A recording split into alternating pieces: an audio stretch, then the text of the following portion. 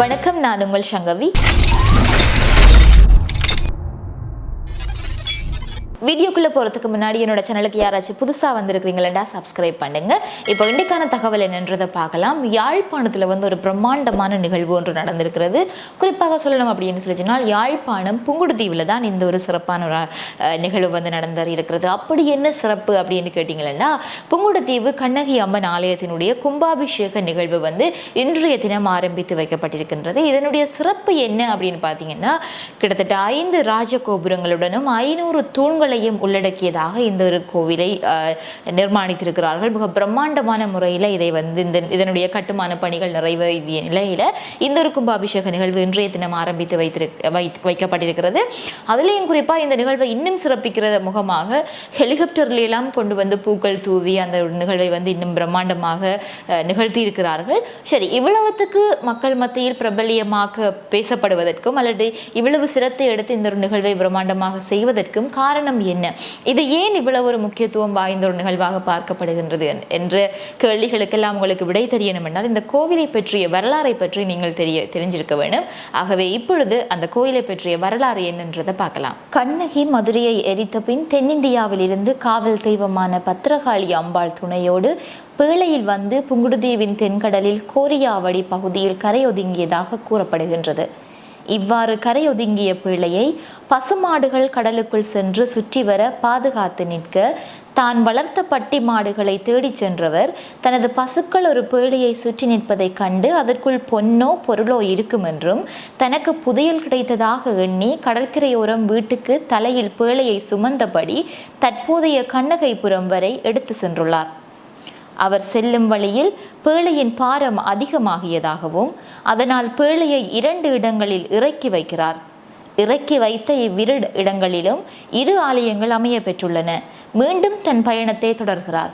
3வது இடமாக தற்போது அமைந்துள்ள இடமான கண்ணகி அம்மன் ஆலயத்தின் தெற்கு புறம் உள்ள தெப்பக்குளம் அருகே உள்ள பெரிய பூவரசு மரத்தின் அடியில் வைத்து மறுபடி தூக்க முயல்கையில் பேழையை அசைக்க முடியாது போகவே பேழையை திறந்து பார்த்துள்ளார்.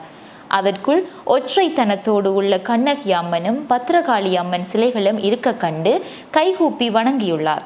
பாரம் சுமந்த களைப்பில் மரத்தடியில் சிறிது ஓய்வுக்காக துண்டை விரித்து தூங்கியுள்ளார். இதன்போது அவரது கனவில் எழுந்தருளி தான் கண்ணகி என்றும் மதுரையிலிருந்து வந்துள்ளேன், எனக்கு இவ்விடத்திலேயே கோவில் எழுப்புவாயாக என்றும் கண்ணகி அம்மன் கூறியதாக சொல்லப்படுகின்றது. கற்புக்கரசியான கண்ணகித்தாய் கரை சேர்ந்த செய்தி புங்குடுதீவெங்கும் காட்டுத்தீ போல் பரவ ஊர் மக்கள் அங்கு கூடிடவே அனைத்து மக்களும் கண்ணகிக்கு ஒரு சிறு குடில் அமைத்து வழிபட்டு வரலாயினர். ஒரு முறை பூசை நடைபெறும் நாளொன்றில் ஒரு பெண்ணை வசப்படுத்திய கண்ணகி உருக்கொண்டு கலையாடி இங்கு எனக்கு மக்கள் துயர் துடைக்க பெரிய ஆலயம் எழுப்புங்கள் என்று கூறியதும் ஊர் பெரியவர்களும் அப்போதைய கோவில் தர்மகர்த்தாவாகிய ராசரத்தினம் பேரனாரும் இணைந்து ஊர் மக்களிடம் கோவிலை பெரிதாக கட்ட வீட்டுக்கு சில பனை மரங்களை தந்துதவுமாறு கேட்கவே அனைவரும் அன்னையின் அருமை பெருமைகளை அறியாது சடுதியாகவே மறுதளித்துள்ளனர். இதன் பின்னர் மனசு சஞ்சலத்துடன் வீடு திரும்பிய ஊர் பெரியவர்கள் அன்று இரவு தூக்கத்தில் இருக்கும்போது பேருடியுடன் பெருமழையும் பெய்து புயல் உருவானதால் காலையில் ஒவ்வொரு வீட்டிலும் 3 தொடக்கம் 4 வரையான பனைமரங்கள் நிலத்திலும் வீதிகளிலும் வீடுகள் மேலும் சரிந்து கிடந்துள்ளது. ஊர் மக்கள் தாமாக எங்கள் வீட்டில் பனைமரம் எடுத்துக்கொள்ளுங்கள் என எல்லோரும் வேண்டுதல் வைக்க மரங்களும் கற்களும் குவிய பணம் படைத்தோர் பொற்காசுகள் கொடுக்க இந்த ஆலயம் பாண்டிய மன்னன் அரசவையிலே நீதி கேட்டு தீயிட்டெரித்த கற்புக்கரசி கண்ணகியாகிய பூங்கையூர் தென்பகுதியில் கோவில் கொண்டு எழுந்தருளியதாக கூறப்படுகின்றது.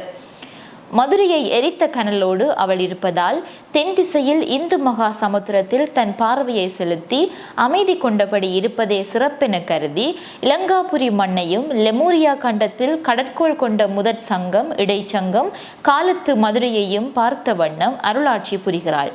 அன்னை மகிஷாசுரனை சங்காரம் செய்த பின் எடுத்த அவதாரமான ராஜராஜேஸ்வரியாகி ஆதிசக்தியின் வடிவம் காலப்போக்கில் ஆகம முறைப்படி மூல விக்கிரமமாக அமைய பெற்றது.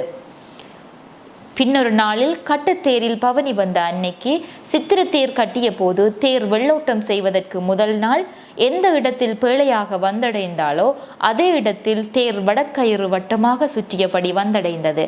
இதை கண்ட ஒருவர் கப்பல் கயிறு போலும் இதை எடுத்து சென்று யாழ்ப்பாணம் கயிற்றுக்கடையில் விற்றால் நல்ல லாபம் சம்பாதிக்கலாம் என எண்ணி கையை வைத்து எடுக்க முற்படுகையில் கருநாகம் கடல் அலைக்குள் கயிற்றின் வளையத்தினுள் இருந்து சீறியது. அதை கண்டு நிலைகுலைந்த குடியானவன், கண்ணகி தாயே, உனக்கே கொண்டு வந்து தருகிறேன், என்னை மன்னித்து விடு என்று கைகூப்பி வணங்கியதும் நாகம் மறைந்ததாக சொல்லப்படுகின்றது. அதன்பின் இன்று வரை அதே வடம் கொண்டுதான் அம்பாளின் ரதம் இழுக்கப்படுகின்றது என அறிய முடிகின்றது. அந்த நாகம் நெடுங்காலமாக தலவிருட்சமான பூவரசம் பொந்தில் வாழ்ந்ததாக பலர் கூற கேட்டுள்ளோம். வெள்ளி ரதம் ஒன்று அம்பாளுக்கென நேர்ந்து செய்தது ஆழிக்கடலுக்குள் கிடப்பதாகவும் அது கண்ணகிக்கா அல்லது நயினை நாகபூசணிக்கா என அறியாது 2 ஆலயங்களிற்கும் நடுவில் நிற்பதாக கூறப்படுகின்றது. இவ்வாலயங்களில் வருடா வருடம் நடைபெறும் ஆலய தீர்த்த உற்சவத்தினம் அன்று கடலுக்குள் தீர்த்தமாடும் வேளை வெள்ளித்தேர் மூடி கடல் மட்டத்தின் மேல் வந்து 2 அம்பாள்களையும் வணங்கி மீண்டும் ஆழ்கடலுக்குள் செல்வதாகவும் கூறப்படுகின்றது. அந்த காலத்தில் இருந்து 2 ஆலயங்களிலும் கடலை நோக்கி பஞ்சாலாத்தி குருக்கள்மார்களால் காட்டப்படுவதாகவும் செவி வழி கதையுண்டு. புங்குடுதீவின் ஆதி காலத்தில் 1 தொடக்கம் 12 வட்டார மக்களும் வண்டில் மாடு கட்டி கண்ணகி அம்பாள் மேல் பக்தி கொண்டு விரதமிருந்து அம்பாள் ஆலய இரவு பகல் உற்சவங்களில் கலந்து கொண்டு தம் வாழ்வில் மேன்மை அடைந்ததாக கண்ணகி அம்பாளின் பக்தர்கள் சொல்லி மகிழ்கின்றமை குறிப்பிடத்தக்க விடயமாகும்.